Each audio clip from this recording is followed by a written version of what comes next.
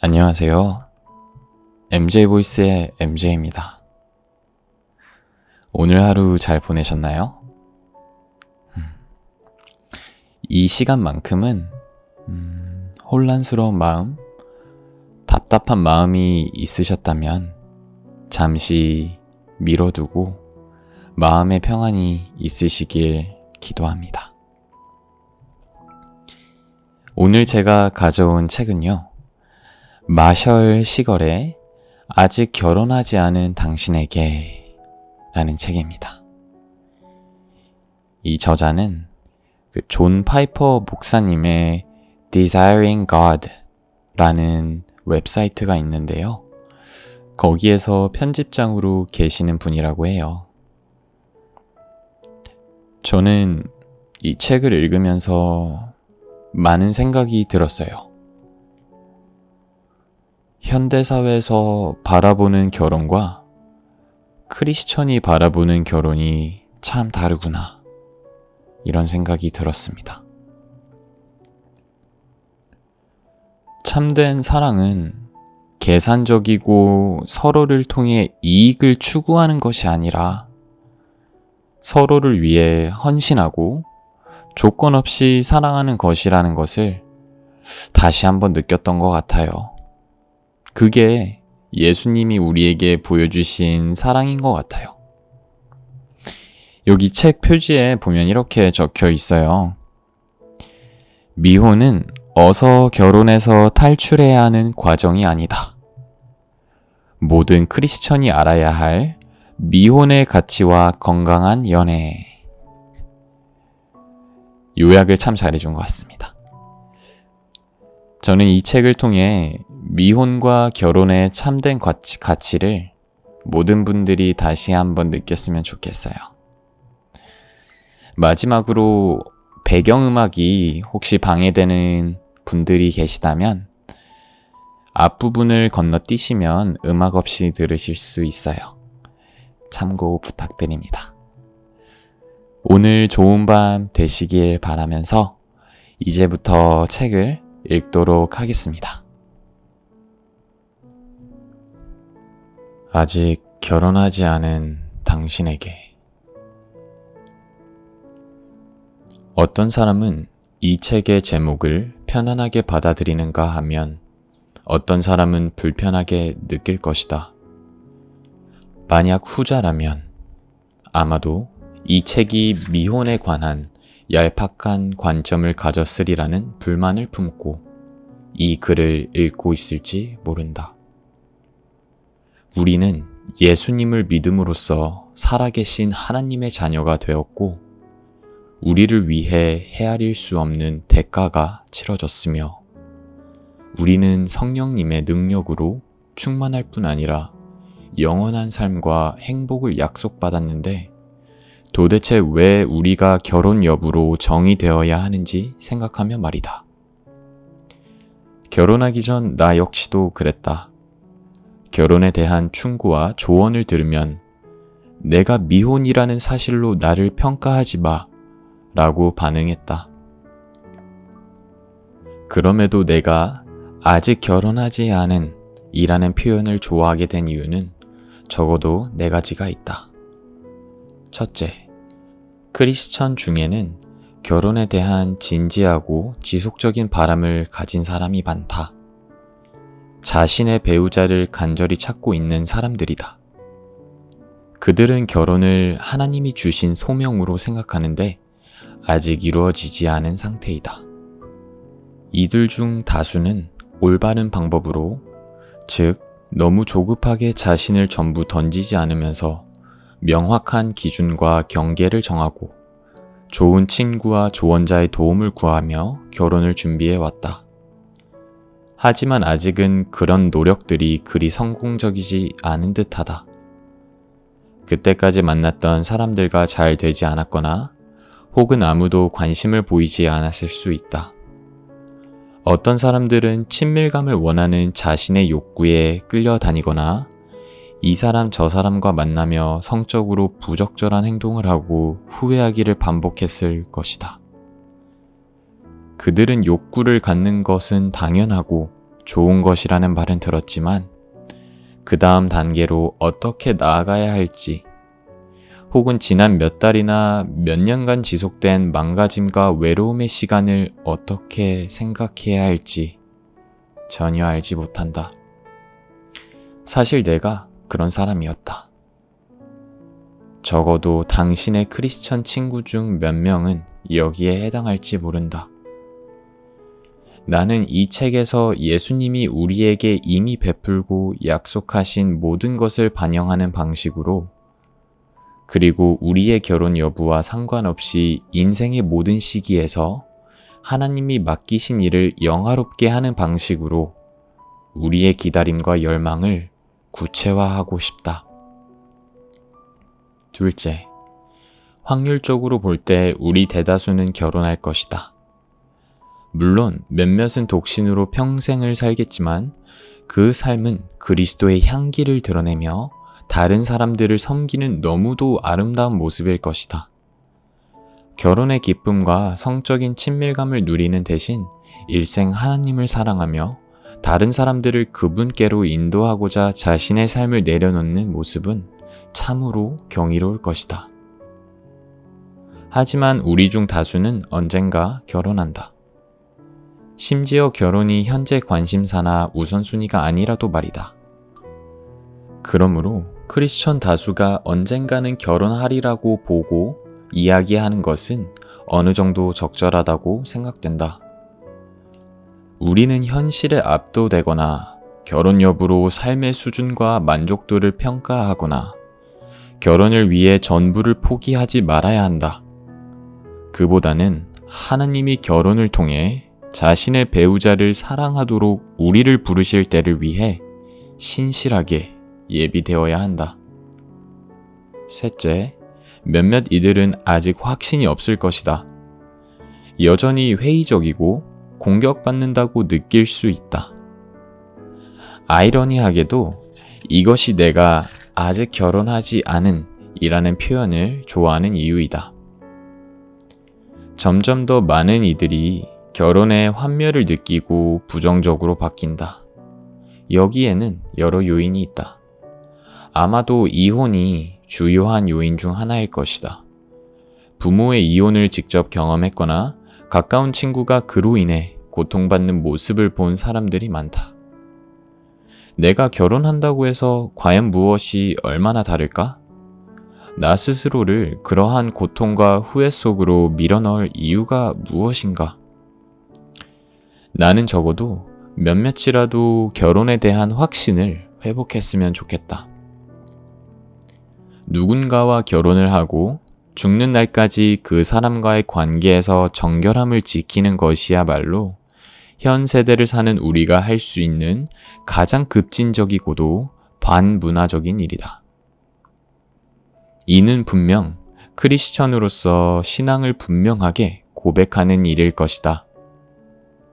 넷째, 사실 우리는 모두 아직 결혼하지 않은 자들이다. 이 세상에서의 모든 결혼은 장차 우리가 하게 될 결혼, 즉 우리의 주 대신 그리스도께 우리 자신을 내드릴 그날에 아주 작고 충분하지 않은 모형일 뿐이다. 그날이 오면 우리는 이렇게 노래할 것이다. 즐거워하고 크게 기뻐하며 그에게 영광을 돌리세. 어린 양이 혼인 기약이 이르렀고 그의 아내가 자신을 준비하였네. 이 땅에서의 결혼은 그날에 우리가 하게 될 결혼의 포스터, 영화 포스터처럼 말이다. 배우자를 사랑하는 우리의 모습은 우리를 사랑하시는 하나님의 모습과 여러 가지로 비슷하지만 신랑 되신 그분이 십자가에서 죽으심을 통해 그 값을 지불하신 완전한 평화와 기쁨과 생명에는 결코 비할 수 없다. 그 날에 우리는 그분의 얼굴과 얼굴을 마주하며 만날 것이다. 깨어진 우리를 하나님이 열린 두 팔로 안아주실 그날은 무엇보다도 가장 큰 재결합의 장, 이전의 모든 결혼의 마침표를 찍는 혼인날이 될 것이다. 그날에 우리 모두가 결혼할 것이고 그 결혼은 우리가 이 생에서 가졌던 모든 바람과 기대를 잊게 할 것이다. 아직 결혼하지 않은 삶은 결코 무언가 부족한 삶을 의미하지 않는다. 그리스도 안에 있다면 결코 우리가 아닌 것에 의해 정의되지 않는다. 무언가를 갖지 못해 실망하기에는 이미 그리스도 안에서 너무나 많은 것을 누리고 있다. 그 무엇에는 직장이나 배우자, 자녀처럼 중요한 것들도 포함된다. 그리스도를 아는 일에 비하면 우리의 삶을 채우고 우리를 행복하게 하는 것들은 단지 한 줌 모래에 불과하다. 우리는 독신으로 살았던 한 사람의 다음과 같은 고백을 잘 알고 있다. 모든 것을 해로 여김은 내 주 그리스도 예수를 아는 지식이 가장 고상하기 때문이라. 내가 그를 위하여 모든 것을 잃어버리고 배설물로 여김은 그리스도를 얻고 그 안에서 발견되려 함이니. 빌립보서 3장 말씀. 다시 사랑을 믿으라. 미혼인 사람이 외로움과 비참함을 느끼는 이유 중 하나는 하나님과 같은 누군가가 있어서 나 같은 사람을 정말로 진정으로 사랑할 수 있을 거라고 믿기 어렵기 때문이다. 살면서 사랑이 무엇인지 거의 경험하지 못한 사람들이 많다. 그러기에 사랑이 어떤 느낌에 가까운지조차 알지 못한다. 우리는 부모에게 버림을 받았거나 친구에게 배신을 당했거나 연인에게 버림을 받은 경험이 있다.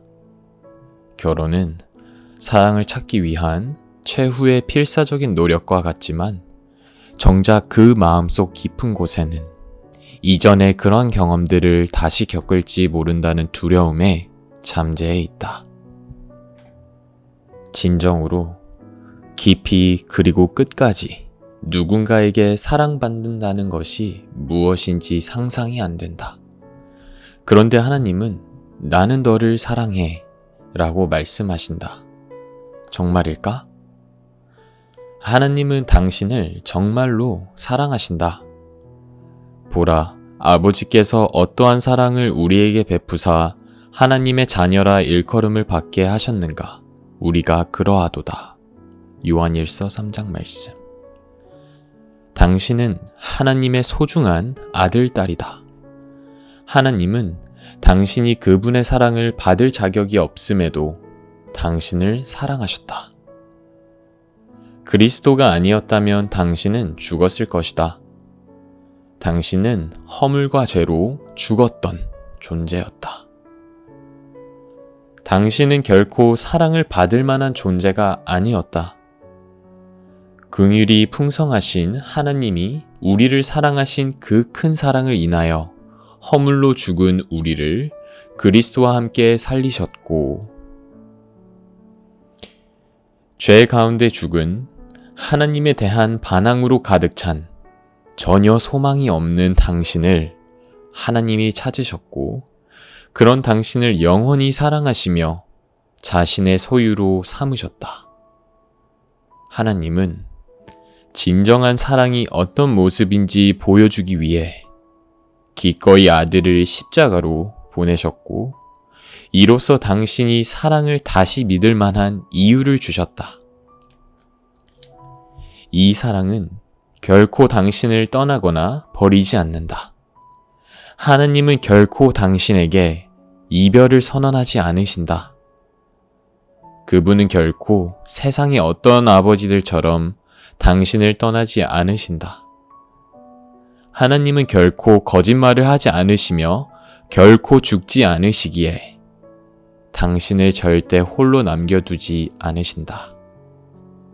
실제로 그 무엇도 이 사랑을 당신에게서 빼앗을 수 없다. 당신이 믿음으로 그리스도 안에 거하는 자라면 하나님은 당신을 사랑하시며 그 누구도 그 무엇도 당신을 향한 하나님의 사랑을 막을 수 없다. 하나님께서는 당신을 위한 계획이 있다. 그 계획은 당신이 원하고 상상할 수 있는 그 무엇보다 더 좋은 것이다. 기록된 바, 하나님이 자기를 사랑하는 자들을 위하여 예비하신 모든 것은 눈으로 보지 못하고 귀로 듣지 못하고 사람의 마음으로 생각하지도 못하였다 함과 같으니라. 고린도전서 2장 9절 말씀.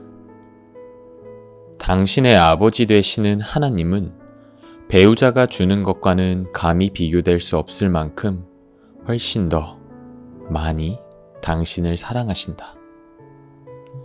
하나님이 당신을 지으신 목적이 있다. 당신을 사랑하시는 하나님은 당신을 만드신 분이다. 하나님은 당신의 신체와 성격, 그리고 모든 면에서 당신을 디자인하셨고 당신을 온전히 알고 계신다. 당신은 우연히 저절로 태어난 것이 아니다. 하나님이 사랑과 목적을 가지고 당신을 창조하셨다. 그런데 하나님은 왜 나를 만드셨을까?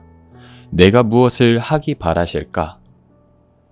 보통 진로를 결정할 때가 되면 이 질문을 더욱 진지하게 고민하기 마련이다. 나는 전공을 결정해야 했던 대학교 1학년 말에 조금 더 열심히 고민했다. 당시 나는 앞으로 50년 혹은 그 너머까지 미래를 결정하는 기분이 들었다. 그때 교육학, 경영학, 신학 세 가지 후보를 두고 고민하고 있었는데 교육학을 선택하면 내가 행복할 것 같았고 경영학을 선택하면 아버지가 행복하실 것 같았고 신학을 선택하면 하나님이 행복하실 것 같았다. 결국 나는 경영학을 선택했다. 그리고 2학년이 되어 회계, 인적 자원, 마케팅 수업들을 듣는데 하나님은 내가 왜 만들어졌고 남은 인생을 어떻게 보내기 원하시는지 가르쳐 주셨다. 그것은 내가 교사가 되든 회계사가 되든 목사가 되든 그리고 결혼을 하든 말든 그와는 상관없는 그 이상의 것이었다. 지구상 모든 사람은 하나님에 대해 말하도록 지어졌다. 우주를 창조하시고 유지하시는 하나님은 이 땅에 우리와 함께 살아가는 70억 개개인을 만드셨고 각각을 향한 목적을 가지고 계신다. 대부분은 우리가 누군가에 의해 그리고 우리 자신보다 훨씬 더 큰 무언가를 위해 창조되었다는 사실을 진심으로 믿지 못한다. 우리는 훨씬 더 작은 세계, 즉 우리 자신이 중심이 되고 우리가 볼 수 있는 제한된 세계에서 자라며 훈련받고 시간을 보낸다. 하지만 하나님은 결혼이나 사업 또는 우리가 자신을 위해 선택하는 그 무엇보다 훨씬 많은 것들을 위해 우리를 지으셨다. 이 사실을 놓친다면 우리는 잘못된 방향으로 나아가고 보잘것없는 꿈을 추구하고 별 볼 일 없는 신들을 섬기면서 삶을 낭비할 것이다. 그러나 삶에 대한 가장 큰 질문들에 일찍 답을 찾는다면 우리는 모든 작은 질문들, 즉 무엇을 공부할지, 어떤 일을 할지, 그리고 누구와 결혼할지 등도 훨씬 더 잘 대답할 수 있을 것이다. 우리는 구원을 얻기에 충분할 만큼 하나님을 가까이 두기 원하지만 동시에 우리 마음대로 할 수 있을 만큼 하나님을 충분히 멀리 두기 원한다. 그러나 우리는 하나님이 왜 태초에 우리를 창조하셨는지 질문할 수 있을 만큼 충분히 용감해야 한다. 이 질문의 답을 찾을 때는 태초부터 시작하는 것이 정말 많이 도움이 된다. 태초에 하나님이 성경은 아담에서부터 시작하지 않는다. 성경은 하나님으로부터 시작된다.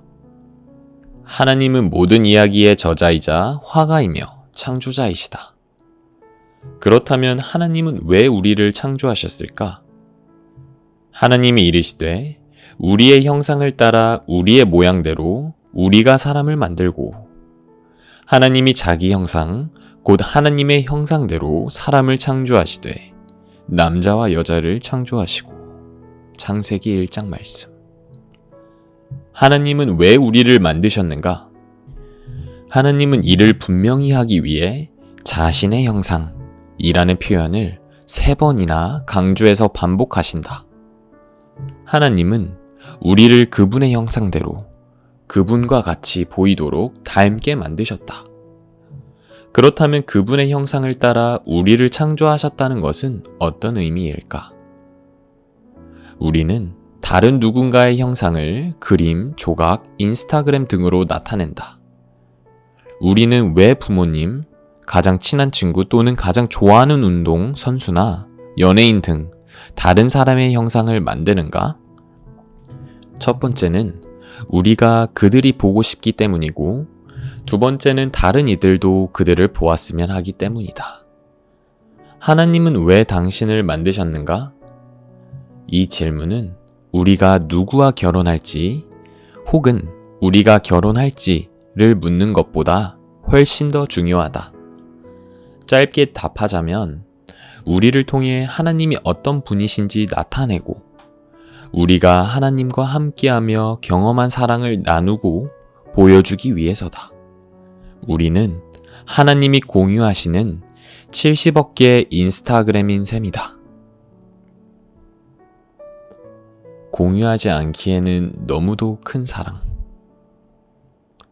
하나님의 형상대로 지어진 우리는 하나님의 모습과 그 영광, 그분의 아름다움, 진실함, 자비, 정의, 사랑을 매 순간 경험하며 살도록 지어졌다. 우리는 그분이 뜻하신 대로 그분의 목적을 위해 빚어지고 만들어졌다.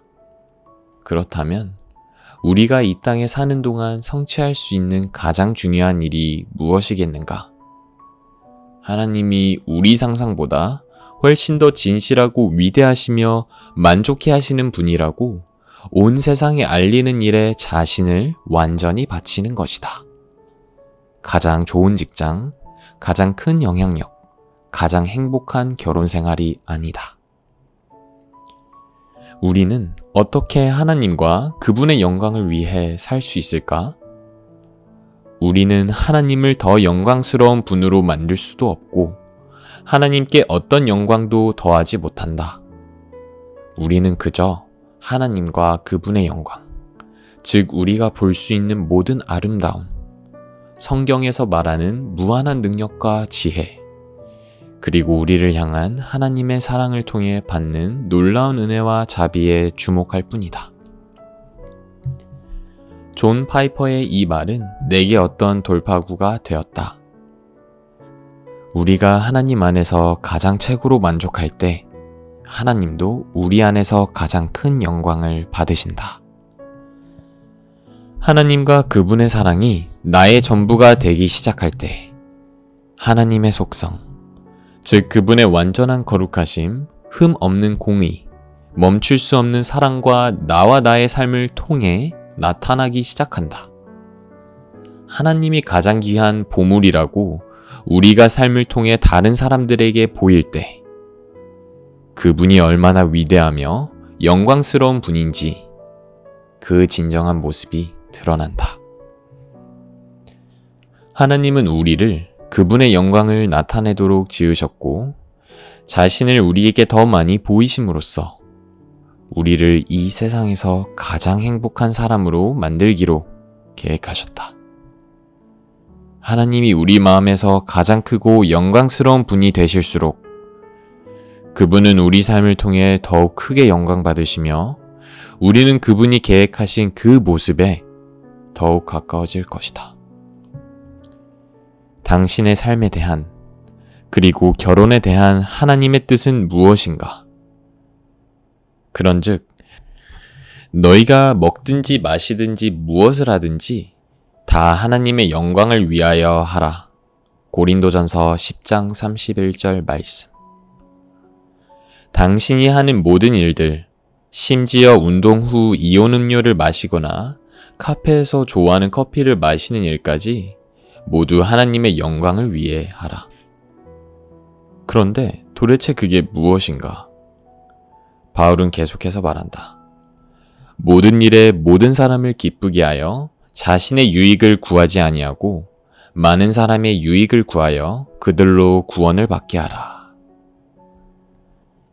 예수님을 위해 세상을 얻고자 노력하는 가운데 먹고 마시고 일하고 놀고 연애하고 결혼하라.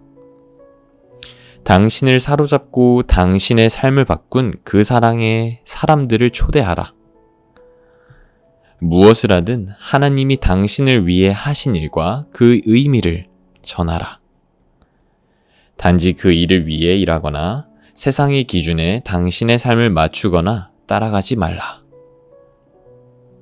하나님이 당신을 모태에서 그분의 사랑과 엮어 지으실 때 품으신 목적으로 당신의 모든 삶, 곧 기다림, 연애, 그리고 소원을 가져가라.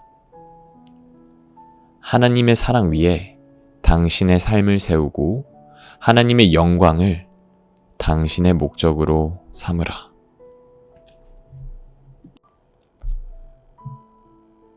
배우자 기도 말고 당신을 위한 기도. 지금까지 읽은 내용을 적용하는 방법은 수백 가지일 수도 있고 단 한 가지일 수도 있다. 그 중에서도 우리가 당장 할 수 있는 가장 중요한 일은 기도이다. 하나님은 우리가 기혼이든 미혼이든 학생이든 직장인이든 기도의 능력을 의지해 살기 원하신다. 기도가 우리 마음과 생각의 원동력이다. 커피나 여행이나 SNS의 좋아요가 아니라 기도이다. 우리는 무엇보다도 기도를 통해 우리와 만나시는 하나님이 필요하다. 우리는 하나님 없이는, 즉 기도 없이는 어떤 진실하고 영원한 가치를 지닌 일을 할 수 없기 때문이다. 아마 당신은 다른 일에 대해서도 그렇듯 기도 생활에 있어서도 불안을 느낄 것이다. 우리는 기도해야 한다는 것을 알지만 충분히 기도하지 않는다. 기도를 한다고 해도 제대로 하고 있는지 잘 모르겠다. 이런 것까지 하나님께 구해도 될까? 이것은 이제 그만 구해야 하지 않을까? 무엇이 필요한지 내가 알기는 하는 걸까? 우리가 항상 즉각적으로 기도 응답을 받는 것은 아니다.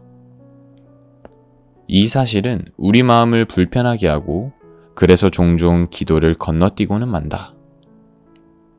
하지만 성경은 분명히 말한다. 예수님을 따르는 우리에게 기도는 선택사항이 아니라 필수이다. 하나님은 우리 삶의 모든 부분이 기도로 준비되고 다듬어지도록 하셨다.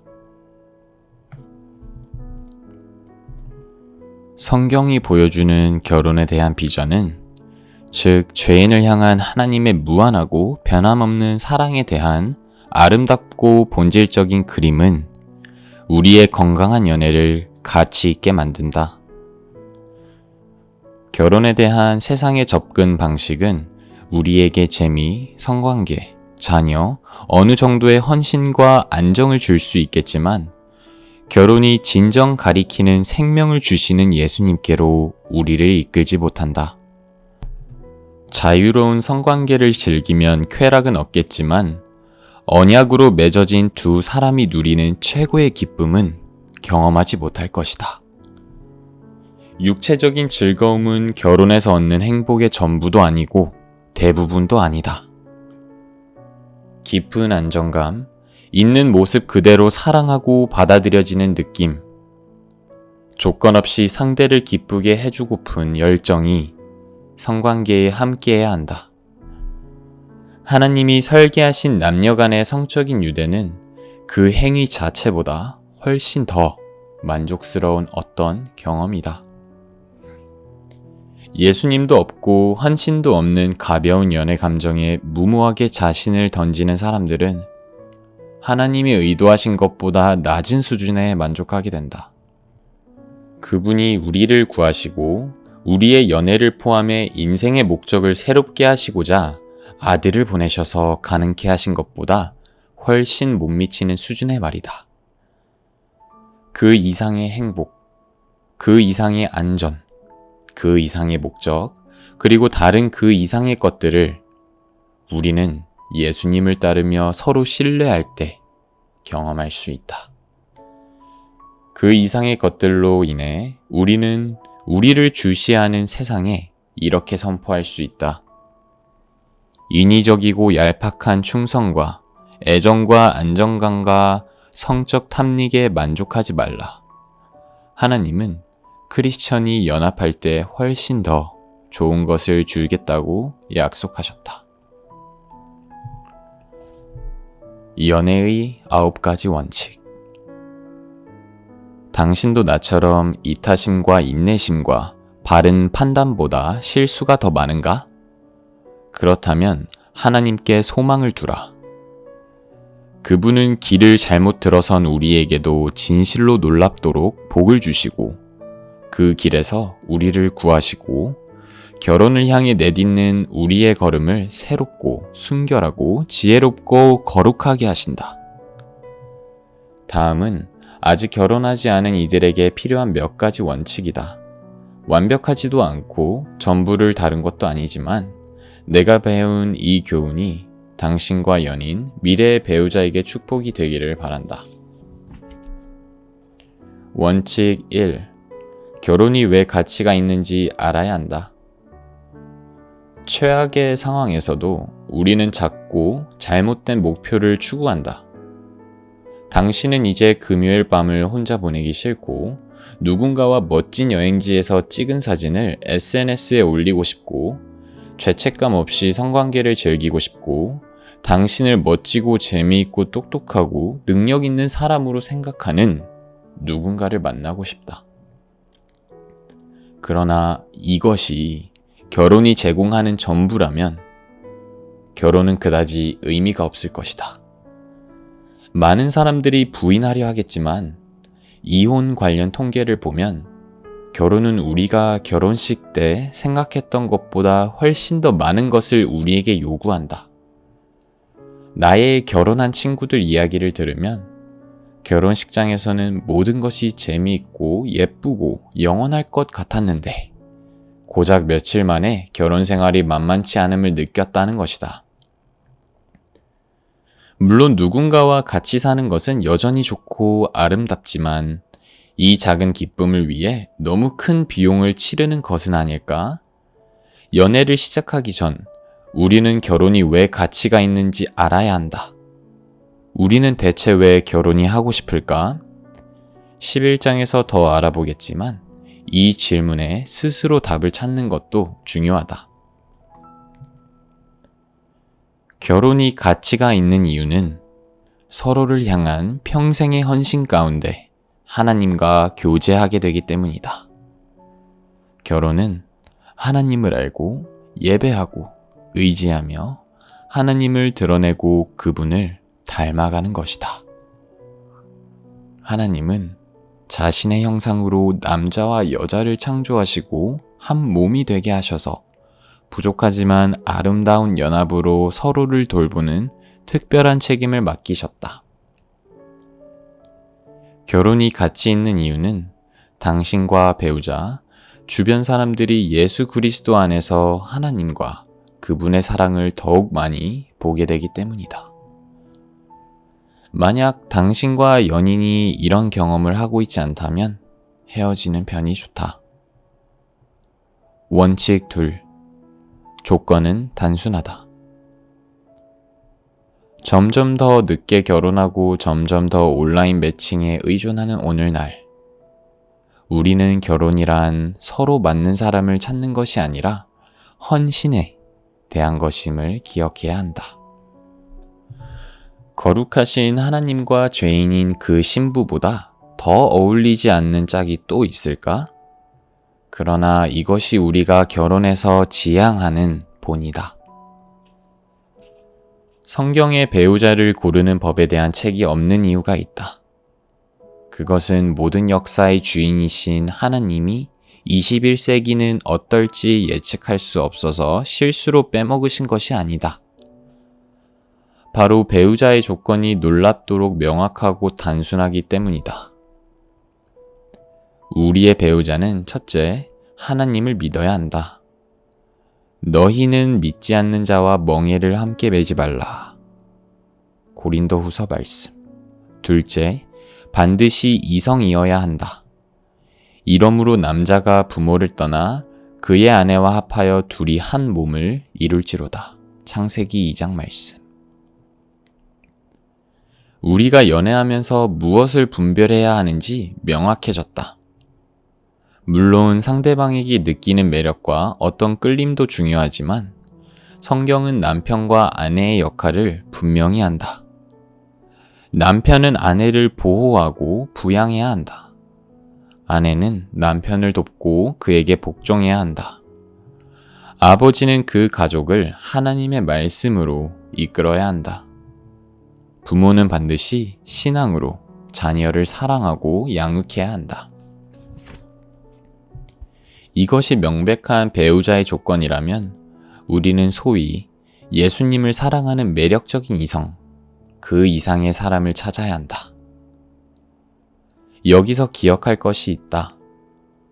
하나님이 우리를 위해 예비하신 완벽한 배우자는 완벽하지 않다는 사실이다. 결혼하는 모두가 죄인이다. 그러므로 배우자를 찾는 일은 완벽을 추구하는 일이 아니다. 흠이 있는 두 사람이 예수님을 추구하는 일이다. 결혼은 믿음으로 만난 두 사람이 예수님을 닮아가고 서로에게 예수님을 알리려는 노력이다. 어떤 크리스천과 결혼하든 당신은 곧 생각했던 것보다 서로가 잘 맞지 않는다고 느낄 것이다. 하지만 감사하게도 하나님이 당신을 향해 그리스도 안에서 보이시는 사랑에 더욱 놀라게 될 것이다. 그리고 서로의 차이와 부족함에도 불구하고 평생 서로를 사랑하며 함께하는 일이 얼마나 큰 특권인지 감탄하게 될 것이다. 원칙 셋, 친밀감보다 분명함을 추구하라. 연애의 가장 큰 위험은 아직 결혼하지 않은 상대에게 우리 마음과 삶의 일부를 내준다는 것이다. 정말 심각한 위험이다. 실제로 많은 남녀가 연애 후 깊고 오래가는 상처를 입는다. 끝까지 변치 않겠다는 헌신 없이 감정적, 육체적 친밀감을 즐기기 때문이다. 값싼 친밀감은 당장은 진짜인 듯 느껴지겠지만 결국 그 대가를 치르게 된다. 결혼의 가장 큰 상이 그리스도 중심의 친밀감이라면 연애의 가장 큰 상은 그리스도 중심의 분명함이다. 친밀감은 결혼했을 때 가장 안전하고 결혼은 분명할 때 가장 안전하다. 우리가 연애하는 목적은 우리 두 사람이 결혼할지 분명히 하는 것이기에 우리는 여기에 집중해야 한다. 물론 우리가 분명함을 추구하는 동안 서로의 친밀감 또한 깊어질 것이다. 하지만 너무 빨리 순진하게 빠져들어서는 안 된다. 크리스천으로서 우리는 결혼 전 친밀감이 얼마나 위험한지, 그리고 분명함이 얼마나 중요한지 서로 확실하게 나누어야 한다. 이에 대해 12장에서 더 자세히 다룰 것이다. 원칙 8. 공동체의 도움을 받으라. 연애는 이 사람과 결혼한다면 함께 하나님의 목적과 비전을 달성할 수 있을지 성실하게 살펴보는 과정이다. 당신이 최종 판단을 내리겠지만 상대방의 모든 면을 분별하는 데에 아무래도 도움이 필요할 것이다. 신앙생활의 다른 영역도 그렇듯이 우리는 누구와 어떻게 만나고 언제 결혼할지를 결정할 때도 그리스도의 몸이 필요하다. 빠르고 편리한 방법은 아니겠지만 우리를 알고 우리를 사랑하고 우리의 미래에 큰 소망을 품은 사람들의 조언을 듣는 일은 언제나 이롭다. 물론 대화가 힘들게 흘러가거나 상당한 의견 차이에 부딪히기도 할 것이다. 그러나 그 과정에서 이전에는 보지 못했던 문제들을 다시 생각하고 정리하게 될 것이다. 우리는 여러 조언자들과 함께 보다 안전한 길을 찾을 수 있다. 당신의 관계를 살펴보도록 다른 사람들을 초대하라. 당신의 장점과 단점, 약점을 허물없이 나눌 수 있는 다양한 사람들과 시간을 보내라. 공동체와 책임에 대해서는 15장에서 더 다루도록 하겠다. 원칙 9. 선교적 연애를 하라. 믿지 않는 사람과의 교제를 격려하는 말은 아니다. 내가 말하는 선교적 연애는 예수님과 복음에 대한 신앙을 드러내고 알리는 연애, 우리를 지켜보는 세상 앞에서 복음을 따라 행하는 연애를 뜻한다. 나는 우리가 세상 방식과 쾌락이 아닌 희생과 이타심과 하나님의 의도를 추구하는 세상과 구별된 연애를 하기 원한다. 그럴 때 우리는 연애를 통해 예수님의 제자를 얻을 것이다. 결국 세상은 우리의 연애를 보며 그때까지 알았던 덧없는 쾌락이 아닌 우리의 삶과 관계 아래 놓인 훨씬 더 견고한 반석을 볼 것이다. 우리의 관계 사이에 있는 보다 깊고 강하고 의미 있는 무언가를 보게 될 것이다. 당신 주변의 사람들은 당신으로 인해 예수님을 더욱 알고 사랑하게 되는가? 그들은 당신과 함께하는 동안 당신의 삶과 관계 속에서 하나님의 은혜와 진리를 경험하는가? 지금 연애하고 있다면 두 사람은 어떻게 하면 친구들과 가족에게 복을 끼치고 그들이 더욱 그리스도를 바라보게 할지 적극적으로 궁리하는가? 연애가 점점 더 세상 방식에 물드는 오늘날, 당신의 연애는 그리스도를 향한 당신의 신실함을 보여주는 그림이 되고 그리스도를 따르자는 외침이 될 수 있다. 결혼을 기다리며 연애하는 동안 결혼보다 예수님께 더 큰 소망을 두라. 이 소망을 먼저 이루라. 하나님이 당신을 위해 예수님 안에서 하신 모든 일로, 그 일로 인해 당신의 영혼이 만족해 되는데 더 많은 시간을 보내라. 누군가 요즘 만나는 사람 있어? 두 사람 사귀는 거야? 이 사람 어때? 우리 처제 룸메이트한테 동생이 있는데 한번 만나볼래? 라고 물으며 당신의 연애에 적극적인 관심을 보일 때 담대하게 이 소망에 대해 말하라. 물론 결혼한 사람들도 할 말이 있다. 우리가 살든지 죽든지 아프든지 건강하든지 결혼을 했든지 아직 짝을 찾고 있든지 그들과 나누는 모든 사소하고 가벼운 대화의 순간들을 우리 대신 값을 치르고 영원한 행복을 주신 우리의 신랑에 대해 이야기하는 기회로 삼으라. 다르게 연애할 기회. 이렇게 연애하면 완전히 안전할까? 아니다. 이렇게 연애하면 상처받거나 실망하지 않을까? 아니다. 이렇게 연애하면 절대 헤어지지 않을까? 아니다. 하지만 이렇게 연애하면 하나님의 은혜가 우리를 보다 깊은 고통과 치명적인 실패로부터 지켜줄 것이다. 나는 다만 기도한다. 당신이 더욱 아름답고 감동적으로 복음의 진리와 능력을 나타내는 방식으로 이성친구 혹은 미래 배우자를 사랑하는데 이 원칙이 도움이 되기를. 당신이 나와 같다면 이미 여러 번 실패를 겪었을지 모른다. 아마 지금도 그러고 있을 것이다. 결혼을 온전히 추구하기 위한 크고 작은 어려운 결정들을 오늘 기꺼이 하라. 지금 만나는 그 사람과 결국 결혼을 하든 안 하든 혹은 독신의 길을 가든 서로에게 감사하게 될 것이다.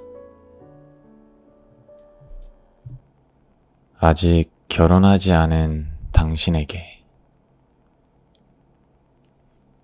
어떤 사람은 이 책의 제목을 편안하게 받아들이는가 하면 어떤 사람은 불편하게 느낄 것이다.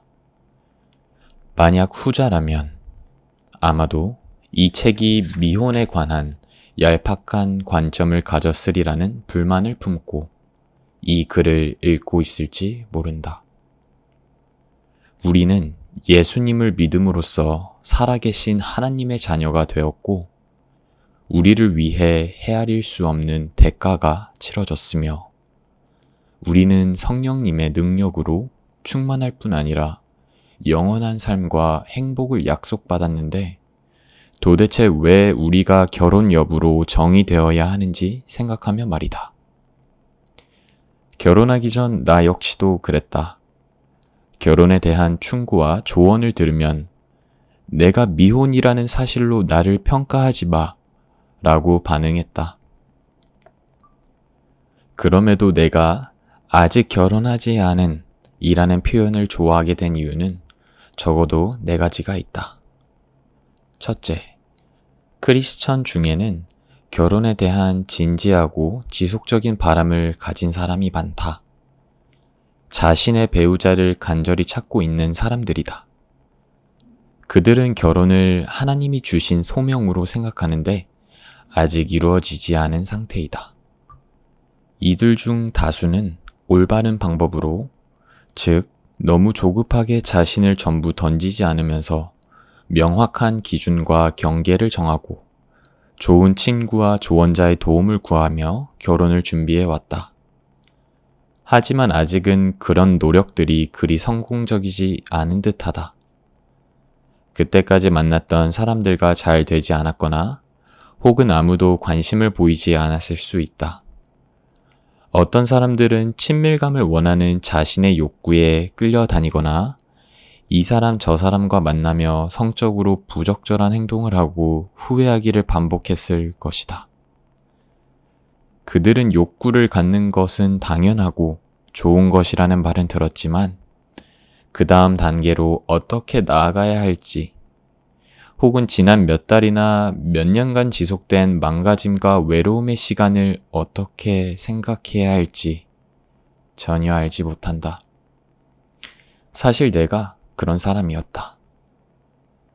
적어도 당신의 크리스천 친구 중 몇 명은 여기에 해당할지 모른다.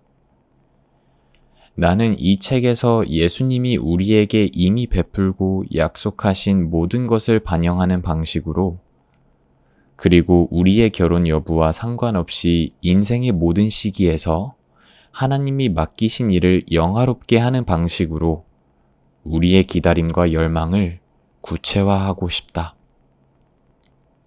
둘째, 확률적으로 볼 때 우리 대다수는 결혼할 것이다. 물론 몇몇은 독신으로 평생을 살겠지만 그 삶은 그리스도의 향기를 드러내며 다른 사람들을 섬기는 너무도 아름다운 모습일 것이다. 결혼의 기쁨과 성적인 친밀감을 누리는 대신 일생 하나님을 사랑하며 다른 사람들을 그분께로 인도하고자 자신의 삶을 내려놓는 모습은 참으로 경이로울 것이다. 하지만 우리 중 다수는 언젠가 결혼한다. 심지어 결혼이 현재 관심사나 우선순위가 아니라도 말이다. 그러므로 크리스천 다수가 언젠가는 결혼하리라고 보고 이야기하는 것은 어느 정도 적절하다고 생각된다. 우리는 현실에 압도되거나 결혼 여부로 삶의 수준과 만족도를 평가하거나 결혼을 위해 전부를 포기하지 말아야 한다. 그보다는 하나님이 결혼을 통해 자신의 배우자를 사랑하도록 우리를 부르실 때를 위해 신실하게 예비되어야 한다. 셋째, 몇몇 이들은 아직 확신이 없을 것이다. 여전히 회의적이고 공격받는다고 느낄 수 있다. 아이러니하게도 이것이 내가 아직 결혼하지 않은 이라는 표현을 좋아하는 이유이다. 점점 더 많은 이들이 결혼에 환멸을 느끼고 부정적으로 바뀐다. 여기에는 여러 요인이 있다. 아마도 이혼이 주요한 요인 중 하나일 것이다. 부모의 이혼을 직접 경험했거나 가까운 친구가 그로 인해 고통받는 모습을 본 사람들이 많다. 내가 결혼한다고 해서 과연 무엇이 얼마나 다를까? 나 스스로를 그러한 고통과 후회 속으로 밀어넣을 이유가 무엇인가? 나는 적어도 몇몇이라도 결혼에 대한 확신을 회복했으면 좋겠다. 누군가와 결혼을 하고 죽는 날까지 그 사람과의 관계에서 정결함을 지키는 것이야말로 현 세대를 사는 우리가 할 수 있는 가장 급진적이고도 반문화적인 일이다. 이는 분명 크리스천으로서 신앙을 분명하게 고백하는 일일 것이다. 넷째, 사실 우리는 모두 아직 결혼하지 않은 자들이다. 이 세상에서의 모든 결혼은 장차 우리가 하게 될 결혼, 즉 우리의 주 대신 그리스도께 우리 자신을 내드릴 그날의 아주 작고 충분하지 않은 모형일 뿐이다. 그날이 오면 우리는 이렇게 노래할 것이다. 즐거워하고 크게 기뻐하며 그에게 영광을 돌리세. 어린 양이 혼인 기약이 이르렀고 그의 아내가 자신을 준비하였네. 이 땅에서의 결혼은 그날에 우리가 하게 될 결혼의 포스터, 영화 포스터처럼 말이다. 배우자를 사랑하는 우리의 모습은 우리를 사랑하시는 하나님의 모습과 여러 가지로 비슷하지만 신랑 되신 그분이 십자가에서 죽으심을 통해 그 값을 지불하신 완전한 평화와 기쁨과 생명에는 결코 비할 수 없다. 그 날에 우리는 그분의 얼굴과 얼굴을 마주하며 만날 것이다. 깨어진 우리를 하나님이 열린 두 팔로 안아주실 그날은 무엇보다도 가장 큰 재결합의 장, 이전의 모든 결혼의 마침표를 찍는 혼인날이 될 것이다. 그날에 우리 모두가 결혼할 것이고 그 결혼은 우리가 이 생에서 가졌던 모든 바람과 기대를 잊게 할 것이다.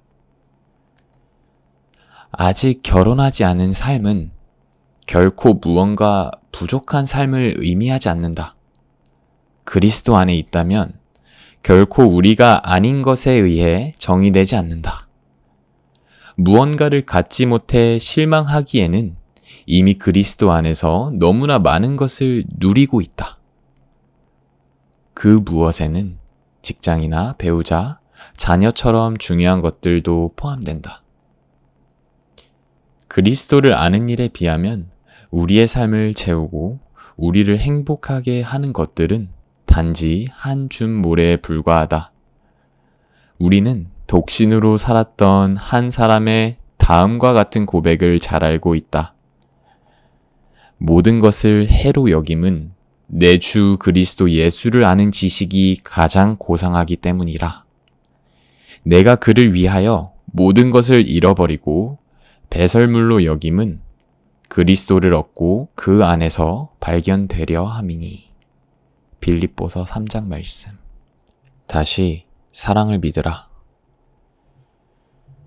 미혼인 사람이 외로움과 비참함을 느끼는 이유 중 하나는 하나님과 같은 누군가가 있어서 나 같은 사람을 정말로 진정으로 사랑할 수 있을 거라고 믿기 어렵기 때문이다. 살면서 사랑이 무엇인지 거의 경험하지 못한 사람들이 많다. 그러기에 사랑이 어떤 느낌에 가까운지조차 알지 못한다. 우리는 부모에게 버림을 받았거나 친구에게 배신을 당했거나 연인에게 버림을 받은 경험이 있다. 결혼은 사랑을 찾기 위한 최후의 필사적인 노력과 같지만 정작 그 마음속 깊은 곳에는 이전에 그런 경험들을 다시 겪을지 모른다는 두려움에 잠재해 있다. 진정으로 깊이 그리고 끝까지 누군가에게 사랑받는다는 것이 무엇인지 상상이 안 된다. 그런데 하나님은 나는 너를 사랑해 라고 말씀하신다. 정말일까? 하나님은 당신을 정말로 사랑하신다. 보라, 아버지께서 어떠한 사랑을 우리에게 베푸사 하나님의 자녀라 일컬음을 받게 하셨는가? 우리가 그러하도다. 요한일서 3장 말씀. 당신은 하나님의 소중한 아들, 딸이다. 하나님은 당신이 그분의 사랑을 받을 자격이 없음에도 당신을 사랑하셨다. 그리스도가 아니었다면 당신은 죽었을 것이다. 당신은 허물과 죄로 죽었던 존재였다. 당신은 결코 사랑을 받을 만한 존재가 아니었다. 긍휼이 풍성하신 하나님이 우리를 사랑하신 그 큰 사랑을 인하여 허물로 죽은 우리를 그리스도와 함께 살리셨고, 죄 가운데 죽은 하나님에 대한 반항으로 가득 찬 전혀 소망이 없는 당신을 하나님이 찾으셨고, 그런 당신을 영원히 사랑하시며 자신의 소유로 삼으셨다. 하나님은 진정한 사랑이 어떤 모습인지 보여주기 위해 기꺼이 아들을 십자가로 보내셨고, 이로써 당신이 사랑을 다시 믿을 만한 이유를 주셨다. 이 사랑은 결코 당신을 떠나거나 버리지 않는다. 하나님은 결코 당신에게 이별을 선언하지 않으신다. 그분은 결코 세상의 어떤 아버지들처럼 당신을 떠나지 않으신다. 하나님은 결코 거짓말을 하지 않으시며 결코 죽지 않으시기에 당신을 절대 홀로 남겨두지 않으신다.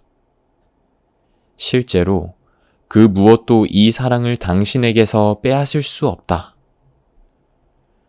당신이 믿음으로 그리스도 안에 거하는 자라면 하나님은 당신을 사랑하시며 그 누구도 그 무엇도 당신을 향한 하나님의 사랑을 막을 수 없다.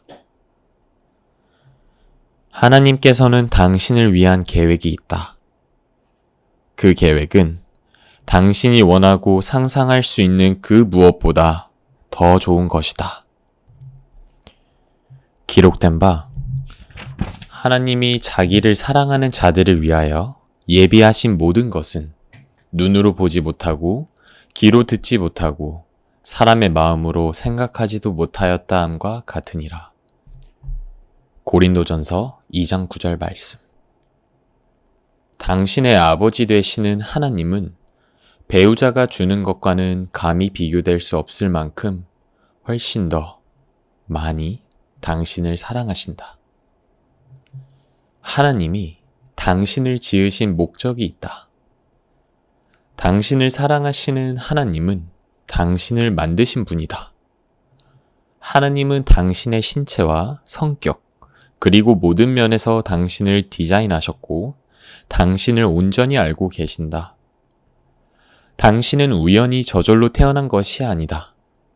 하나님이 사랑과 목적을 가지고 당신을 창조하셨다.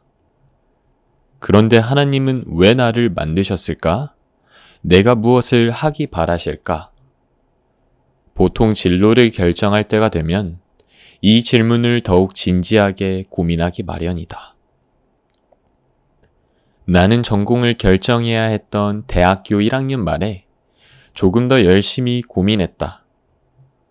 당시 나는 앞으로 50년 혹은 그 너머까지 미래를 결정하는 기분이 들었다. 그때 교육학, 경영학, 신학 세 가지 후보를 두고 고민하고 있었는데 교육학을 선택하면 내가 행복할 것 같았고 경영학을 선택하면 아버지가 행복하실 것 같았고 신학을 선택하면 하나님이 행복하실 것 같았다. 결국 나는 경영학을 선택했다. 그리고 2학년이 되어 회계, 인적 자원, 마케팅 수업들을 듣는데 하나님은 내가 왜 만들어졌고 남은 인생을 어떻게 보내기 원하시는지 가르쳐 주셨다. 그것은 내가 교사가 되든, 회계사가 되든, 목사가 되든, 그리고 결혼을 하든 말든 그와는 상관없는 그 이상의 것이었다. 지구상 모든 사람은 하나님에 대해 말하도록 지어졌다. 우주를 창조하시고 유지하시는 하나님은 이 땅에 우리와 함께 살아가는 70억 개개인을 만드셨고 각각을 향한 목적을 가지고 계신다. 대부분은 우리가 누군가에 의해 그리고 우리 자신보다 훨씬 더 큰 무언가를 위해 창조되었다는 사실을 진심으로 믿지 못한다. 우리는 훨씬 더 작은 세계, 즉 우리 자신이 중심이 되고 우리가 볼 수 있는 제한된 세계에서 자라며 훈련받고 시간을 보낸다. 하지만 하나님은 결혼이나 사업 또는 우리가 자신을 위해 선택하는 그 무엇보다 훨씬 많은 것들을 위해 우리를 지으셨다. 이 사실을 놓친다면 우리는 잘못된 방향으로 나아가고 보잘것없는 꿈을 추구하고 별 볼 일 없는 신들을 섬기면서 삶을 낭비할 것이다. 그러나 삶에 대한 가장 큰 질문들에 일찍 답을 찾는다면 우리는 모든 작은 질문들, 즉 무엇을 공부할지, 어떤 일을 할지, 그리고 누구와 결혼할지 등도 훨씬 더 잘 대답할 수 있을 것이다.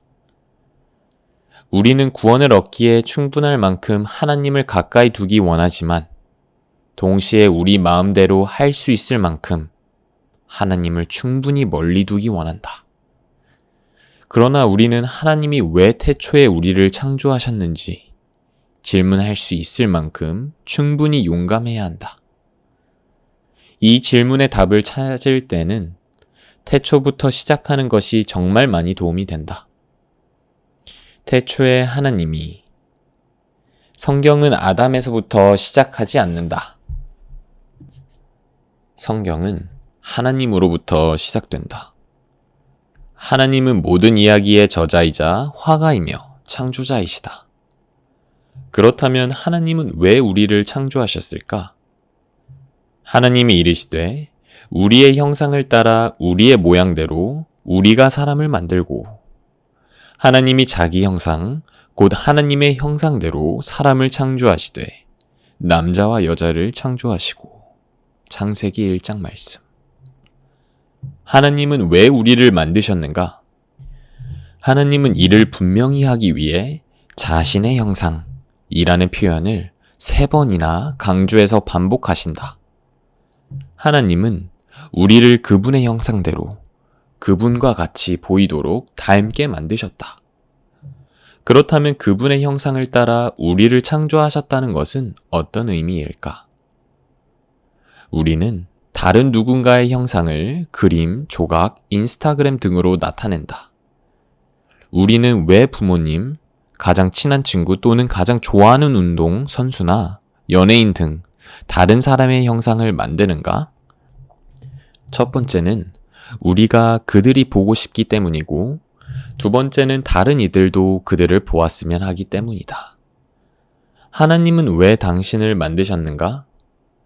이 질문은 우리가 누구와 결혼할지 혹은 우리가 결혼할지를 묻는 것보다 훨씬 더 중요하다.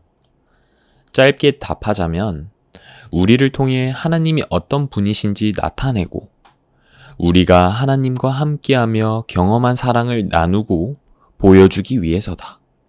우리는 하나님이 공유하시는 70억 개의 인스타그램인 셈이다.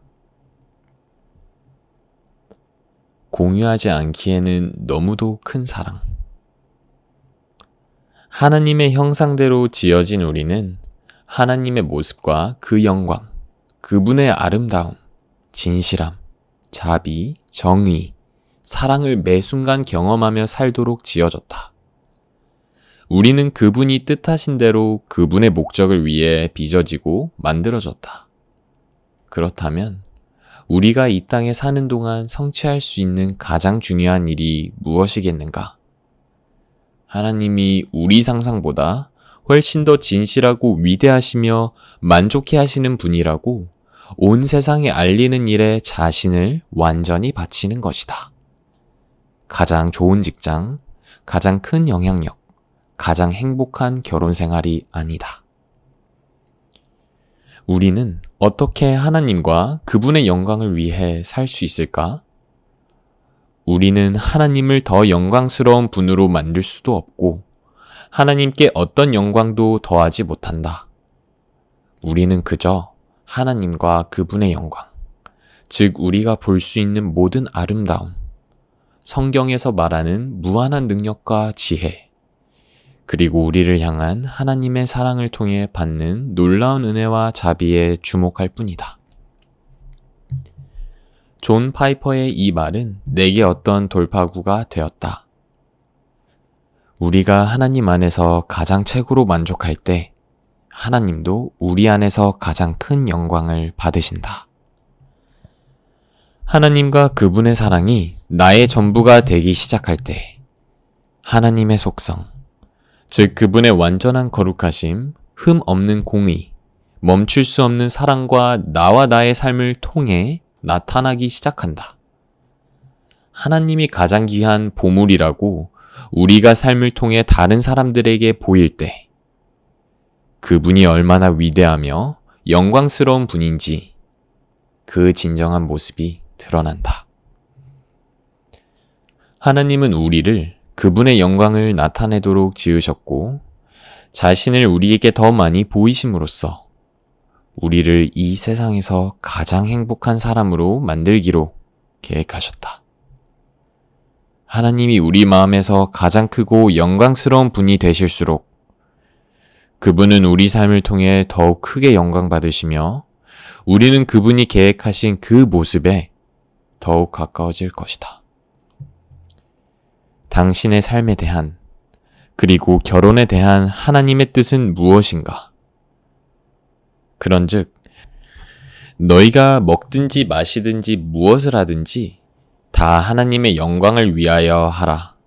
고린도전서 10장 31절 말씀. 당신이 하는 모든 일들, 심지어 운동 후 이온 음료를 마시거나 카페에서 좋아하는 커피를 마시는 일까지 모두 하나님의 영광을 위해 하라. 그런데 도대체 그게 무엇인가? 바울은 계속해서 말한다. 모든 일에 모든 사람을 기쁘게 하여 자신의 유익을 구하지 아니하고 많은 사람의 유익을 구하여 그들로 구원을 받게 하라. 예수님을 위해 세상을 얻고자 노력하는 가운데 먹고 마시고 일하고 놀고 연애하고 결혼하라. 당신을 사로잡고 당신의 삶을 바꾼 그 사랑의 사람들을 초대하라. 무엇을 하든 하나님이 당신을 위해 하신 일과 그 의미를 전하라. 단지 그 일을 위해 일하거나 세상의 기준에 당신의 삶을 맞추거나 따라가지 말라. 하나님이 당신을 모태에서 그분의 사랑과 엮어 지으실 때 품으신 목적으로 당신의 모든 삶, 곧 기다림, 연애, 그리고 소원을 가져가라. 하나님의 사랑 위에 당신의 삶을 세우고 하나님의 영광을 당신의 목적으로 삼으라.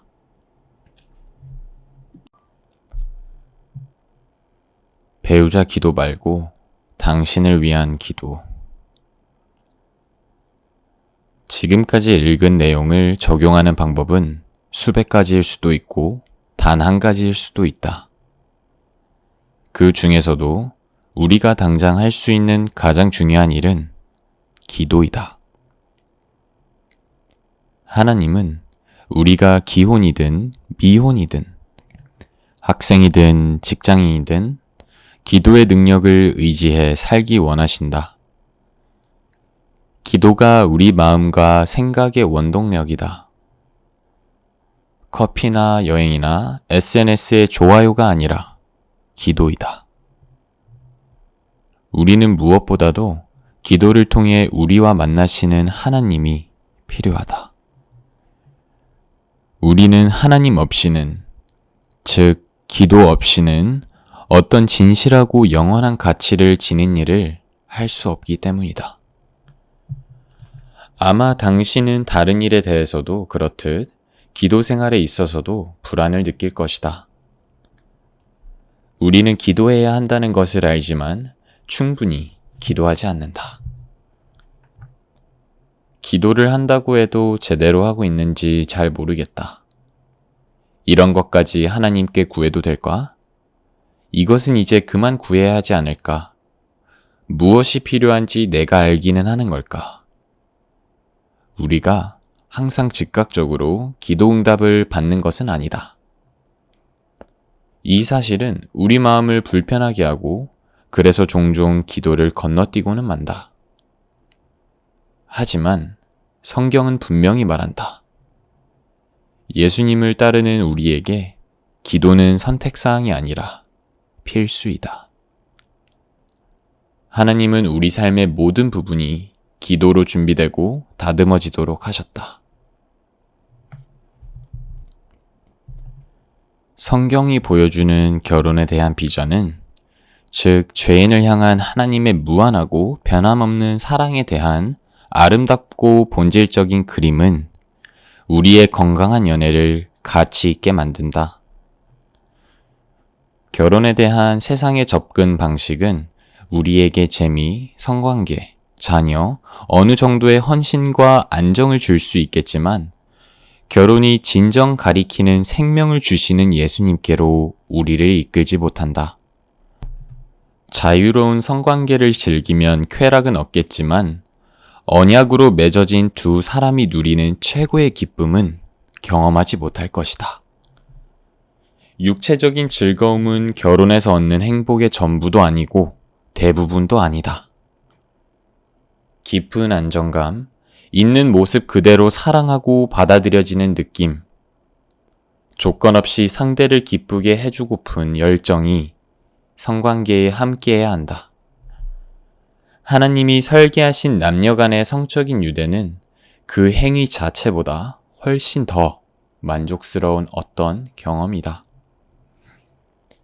예수님도 없고 헌신도 없는 가벼운 연애 감정에 무모하게 자신을 던지는 사람들은 하나님이 의도하신 것보다 낮은 수준에 만족하게 된다.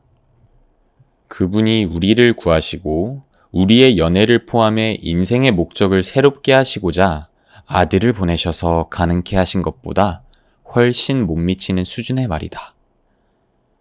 그 이상의 행복, 그 이상의 안전, 그 이상의 목적, 그리고 다른 그 이상의 것들을 우리는 예수님을 따르며 서로 신뢰할 때 경험할 수 있다. 그 이상의 것들로 인해 우리는 우리를 주시하는 세상에 이렇게 선포할 수 있다. 인위적이고 얄팍한 충성과 애정과 안정감과 성적 탐닉에 만족하지 말라. 하나님은 크리스천이 연합할 때 훨씬 더 좋은 것을 주겠다고 약속하셨다. 연애의 9가지 원칙. 당신도 나처럼 이타심과 인내심과 바른 판단보다 실수가 더 많은가? 그렇다면 하나님께 소망을 두라. 그분은 길을 잘못 들어선 우리에게도 진실로 놀랍도록 복을 주시고 그 길에서 우리를 구하시고 결혼을 향해 내딛는 우리의 걸음을 새롭고 순결하고 지혜롭고 거룩하게 하신다. 다음은 아직 결혼하지 않은 이들에게 필요한 몇 가지 원칙이다. 완벽하지도 않고 전부를 다룬 것도 아니지만 내가 배운 이 교훈이 당신과 연인, 미래의 배우자에게 축복이 되기를 바란다. 원칙 1. 결혼이 왜 가치가 있는지 알아야 한다. 최악의 상황에서도 우리는 작고 잘못된 목표를 추구한다. 당신은 이제 금요일 밤을 혼자 보내기 싫고 누군가와 멋진 여행지에서 찍은 사진을 SNS에 올리고 싶고 죄책감 없이 성관계를 즐기고 싶고 당신을 멋지고 재미있고 똑똑하고 능력 있는 사람으로 생각하는 누군가를 만나고 싶다. 그러나 이것이 결혼이 제공하는 전부라면 결혼은 그다지 의미가 없을 것이다.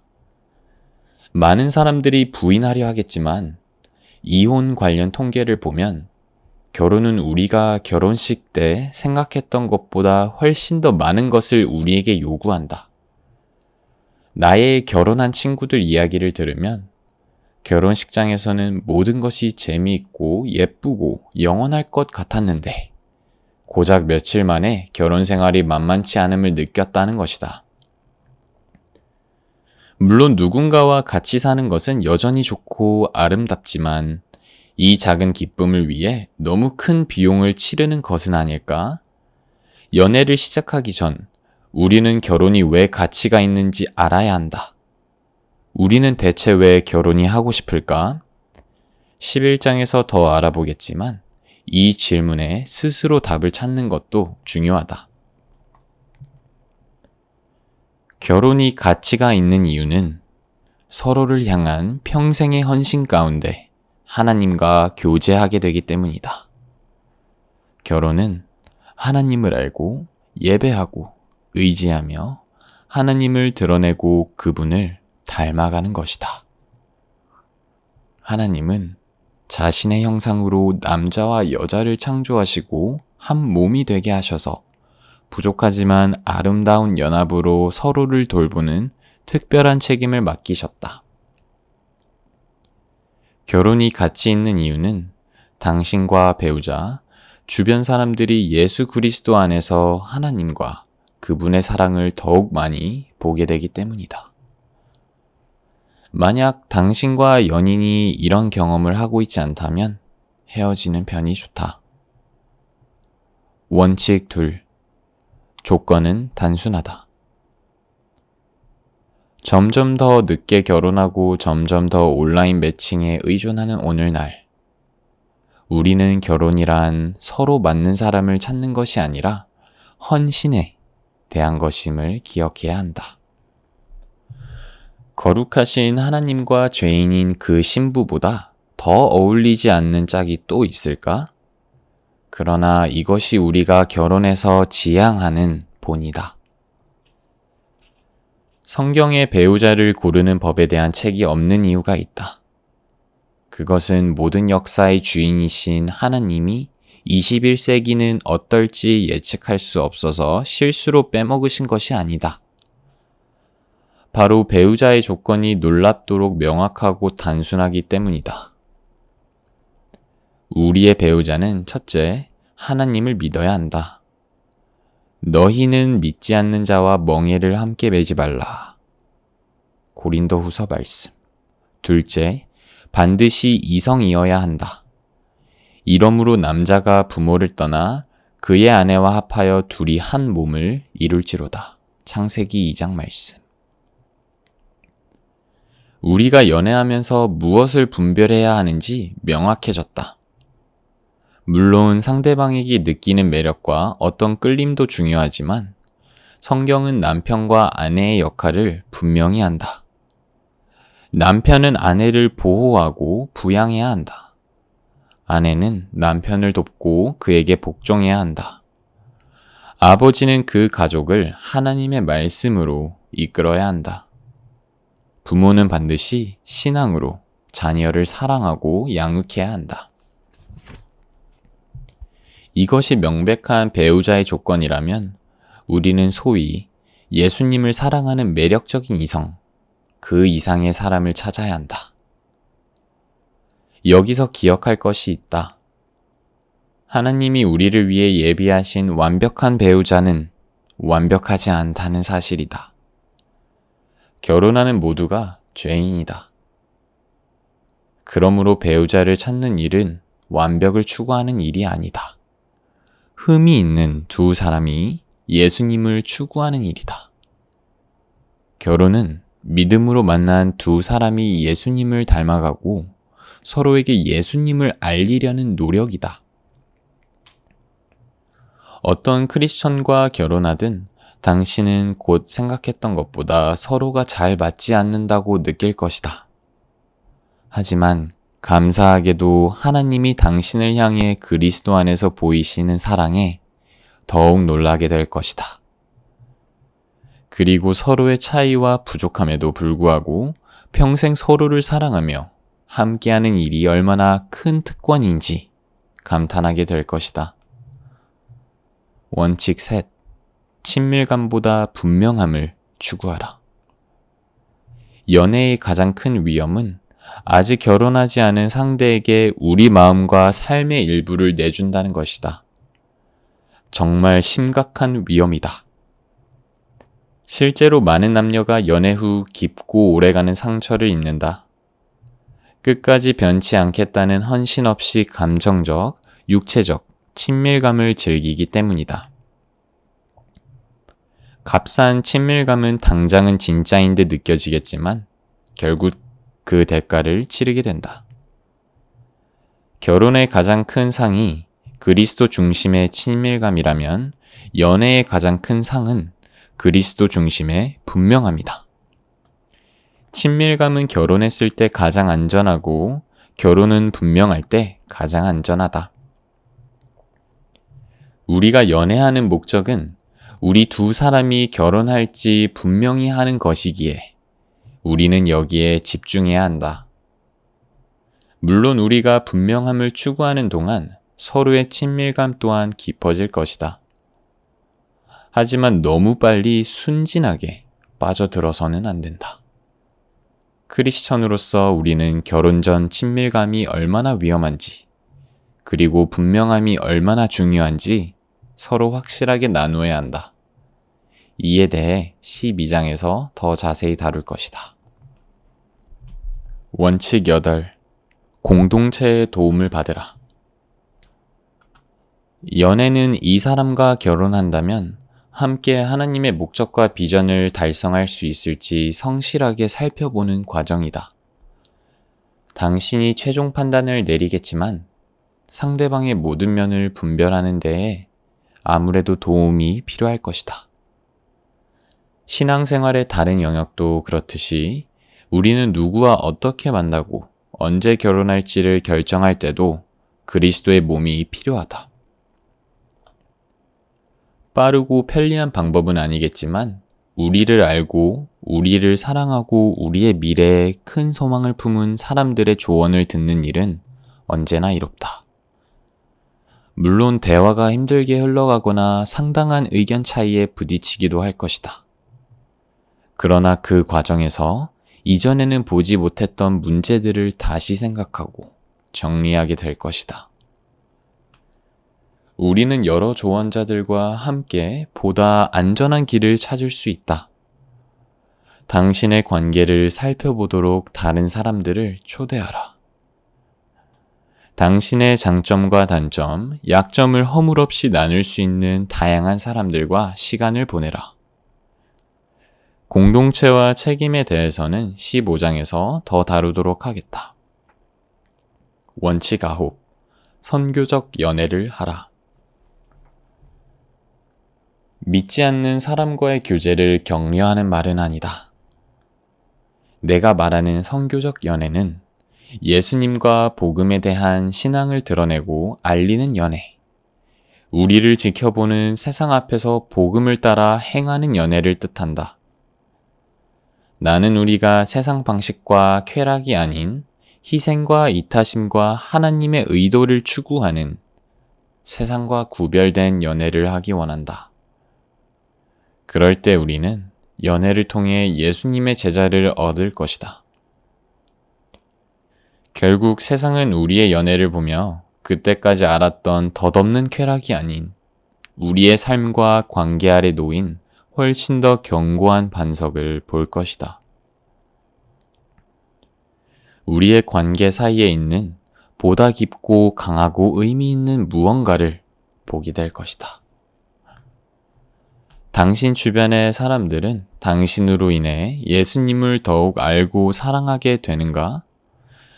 그들은 당신과 함께하는 동안 당신의 삶과 관계 속에서 하나님의 은혜와 진리를 경험하는가?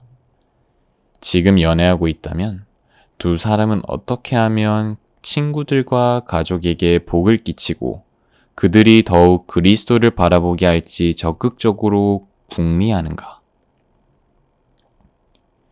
연애가 점점 더 세상 방식에 물드는 오늘날, 당신의 연애는 그리스도를 향한 당신의 신실함을 보여주는 그림이 되고 그리스도를 따르자는 외침이 될 수 있다. 결혼을 기다리며 연애하는 동안 결혼보다 예수님께 더 큰 소망을 두라. 이 소망을 먼저 이루라. 하나님이 당신을 위해 예수님 안에서 하신 모든 일로, 그 일로 인해 당신의 영혼이 만족해 되는데 더 많은 시간을 보내라. 누군가 요즘 만나는 사람 있어? 두 사람 사귀는 거야? 이 사람 어때? 우리 처제 룸메이트한테 동생이 있는데 한번 만나볼래? 라고 물으며 당신의 연애에 적극적인 관심을 보일 때 담대하게 이 소망에 대해 말하라. 물론 결혼한 사람들도 할 말이 있다. 우리가 살든지 죽든지 아프든지 건강하든지 결혼을 했든지 아직 짝을 찾고 있든지 그들과 나누는 모든 사소하고 가벼운 대화의 순간들을 우리 대신 값을 치르고 영원한 행복을 주신 우리의 신랑에 대해 이야기하는 기회로 삼으라. 다르게 연애할 기회. 이렇게 연애하면 완전히 안전할까? 아니다. 이렇게 연애하면 상처받거나 실망하지 않을까? 아니다. 이렇게 연애하면 절대 헤어지지 않을까? 아니다. 하지만 이렇게 연애하면 하나님의 은혜가 우리를 보다 깊은 고통과 치명적인 실패로부터 지켜줄 것이다. 나는 다만 기도한다. 당신이 더욱 아름답고 감동적으로 복음의 진리와 능력을 나타내는 방식으로 이성친구 혹은 미래 배우자를 사랑하는데 이 원칙이 도움이 되기를. 당신이 나와 같다면 이미 여러 번 실패를 겪었을지 모른다. 아마 지금도 그러고 있을 것이다. 결혼을 온전히 추구하기 위한 크고 작은 어려운 결정들을 오늘 기꺼이 하라. 지금 만나는 그 사람과 결국 결혼을 하든 안 하든 혹은 독신의 길을 가든 서로에게 감사하게 될 것이다.